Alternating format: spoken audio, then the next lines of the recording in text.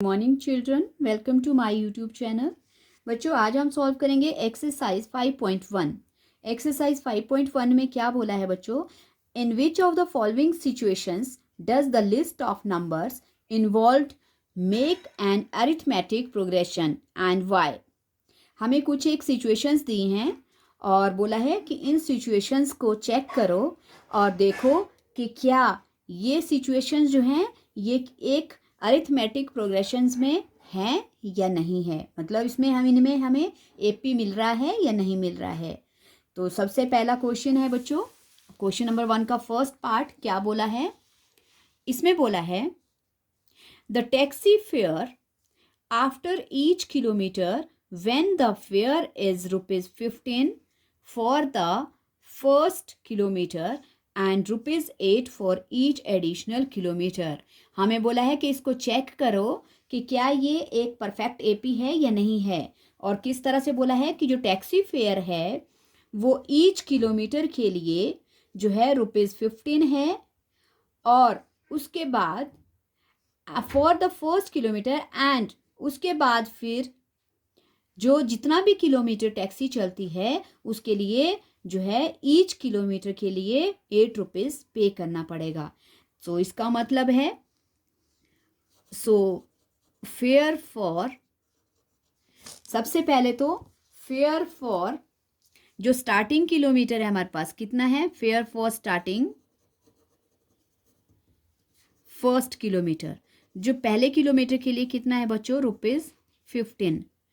और आगे fair for additional. अब एडिशनल किलोमीटर मतलब जितना भी आगे आगे टैक्सी बढ़ती जाएगी हर किलोमीटर के लिए जो है वो कितना देना पड़ेगा? ₹8। तो अगर हम एपी बनाते हैं तो देखो फर्स्ट किलोमीटर कितना है? 15। ओके, अब 15 से आगे आगे टैक्सी चलती है तो कितना ईच किलोमीटर के लिए? 8। 15 में 8 प्लस कर देंगे, 15 + 8 23। ओके, फिर 23 में बच्चों 8 प्लस कर देंगे 31, फिर वैसे ही 8 और प्लस कर देंगे 39, और इस तरह से हमारे पास ये परफेक्ट एपी बन रहा है। देखो इसलिए क्योंकि हर किलोमीटर्स के लिए जो है ₹8 ऐड हो रहा है। फर्स्ट में 15 था, उसके बाद 8, फिर दोबारा 8, फिर दोबारा 8। तो इस तरह से 8 रुपीज़ जो हैं वो ऐड होते जा रहे हैं, और ये जो ₹8 है ये इनका क्या है? कॉमन डिफरेंस है। तो इसका मतलब हम लिख सकते हैं यस, इट इज क्या है? एक अरिथमेटिक ऑपरेशन जो है प्रोग्रेशन है। It is an arithmetic progression. आप इसको डायरेक्ट एपी भी लिख सकते हो। ओके, ये था बच्चों फर्स्ट पार्ट। और सेकंड पार्ट में क्या बोला है? सेकंड पार्ट में बोला है the amount of air present in cylinder when a vacuum pump removes 1/4 of the air remaining in the cylinder at a time। क्या बोला है कि इसका एपी चेक करो कि क्या है, किसी सिलेंडर में एयर प्रेजेंट है, हमें नहीं पता कितने अमाउंट ऑफ एयर है, और फिर बोला है कि उसमें एक वैक्यूम पंप लगा है, और वो वैक्यूम पंप क्या करता है, जितना भी सिलेंडर में एयर बचती रहती है उसका 1/4 जो है वो रिमूव करता रहता है। ओके, तो इसके लिए बच्चों सबसे पहले हमें लेट करना पड़ेगा, let the volume of air be, मैंने ले लिया x।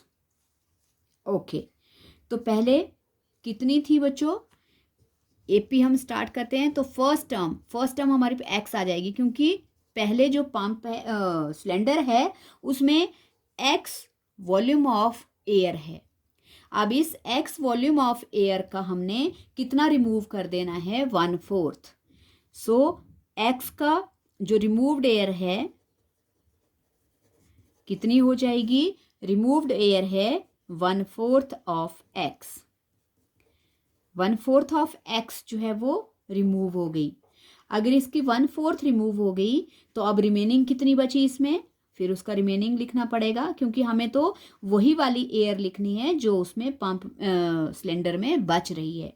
तो रिमेनिंग के लिए क्या करेंगे बच्चों, पहले टोटल एयर कितनी थी एक्स, माइनस उसमें से पंप आउट कितनी होगी 1/4x।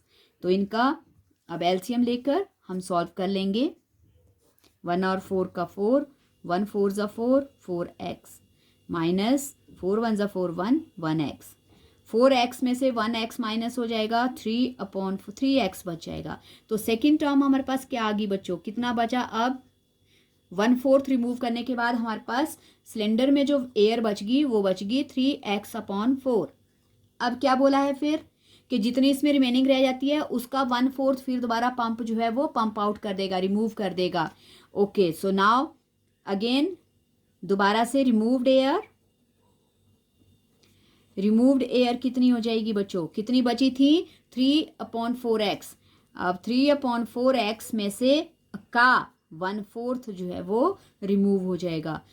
1/4 ऑफ 3/4, 3 1 ज़ा 3/16, ये आ गया 3/16, मतलब इतनी एयर रिमूव हो गई। तो फिर दोबारा से हमें रिमेनिंग निकालनी पड़ेगी कि अब उसमें कितनी और सिलेंडर में कितनी बच गई।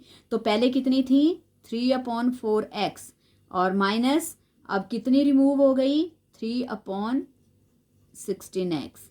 फिर एलसीएम 4 और 16 का एलसीएम 16, 4 4 ज़ा 16, 4 3 ज़ा 12, 4 1 ज़ा 4 और 3x 1 ज़ा 12 में से 3 9, 9x/16। और अब क्या बच गई बच्चों, आगे फिर रिमूव करने के बाद बच गई हमारे पास 9/16x। ओके, अब हमारे पास 3 टर्म्स आ गई। अब हम इनका कॉमन डिफरेंस चेक करेंगे। अब हम डी निकालेंगे। पहले डी हम करेंगे A2 माइनस, ये A1 है, A2 है, ये A3 है। मैंने 3 टर्म्स बना दी। अब डी चेक करते हैं। A2 क्या होता है डी निकालने के लिए, A2 minus A1। Okay, A2 क्या है 3/4x और माइनस 1x। फिर इनका एलसीएम, क्योंकि फ्रैक्शन में है बच्चों तो एलसीएम लेना है। 4 1 ज़ा 4, 3x, 4 1 ज़ा 4, 4x। ओके, डिफरेंस आ गया -1/4x। ये तो आ गया फर्स्ट 2 टर्म्स का। ओके, अब आगे वालों का भी चेक करना है, दूसरा कॉमन डिफरेंस भी। मैंने आपको बताया था कि जब हमें चेक करना होता है कि ये परफेक्ट एपी है तो हम क्या करेंगे, सारी टर्म्स का कॉमन डिफरेंस चेक करेंगे। ओके, अब अगला डिफरेंस हो जाएगा A3 माइनस A2।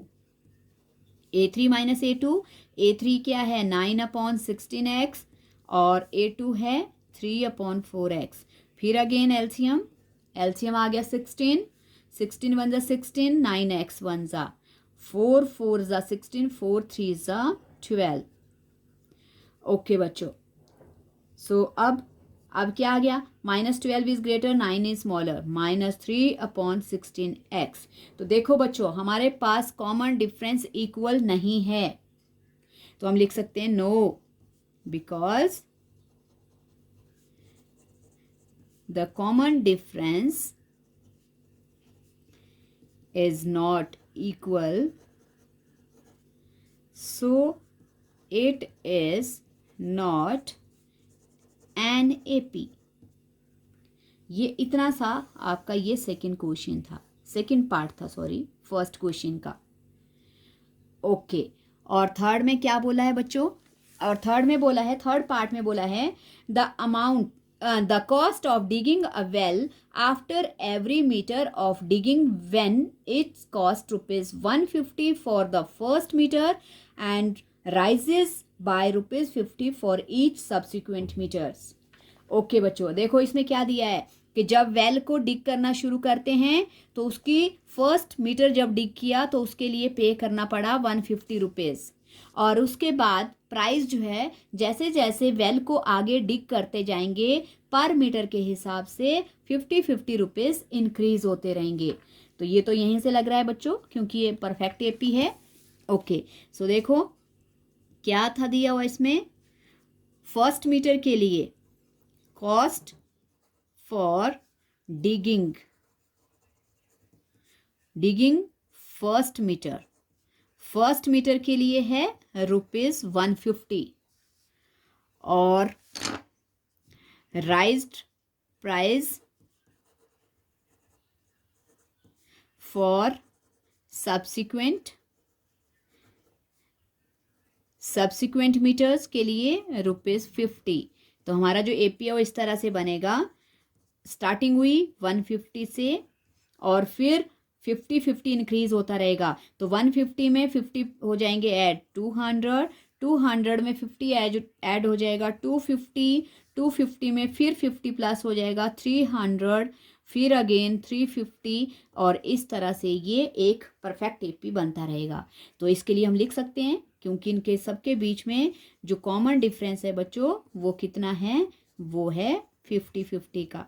सो अगर 50-50 का डिफरेंस है तो इसका मतलब है हाँ yes it is an AP, ये एक एपी है। सो आई होप आपको ये समझ आया है बच्चों। अगर समझ आ गया है तो प्रैक्टिस करना, और अब आगे और क्वेश्चन है उनको सॉल्व करेंगे फिर। Thank you so much watching my videos and please like, share the videos and subscribe the channel. Thank you so much.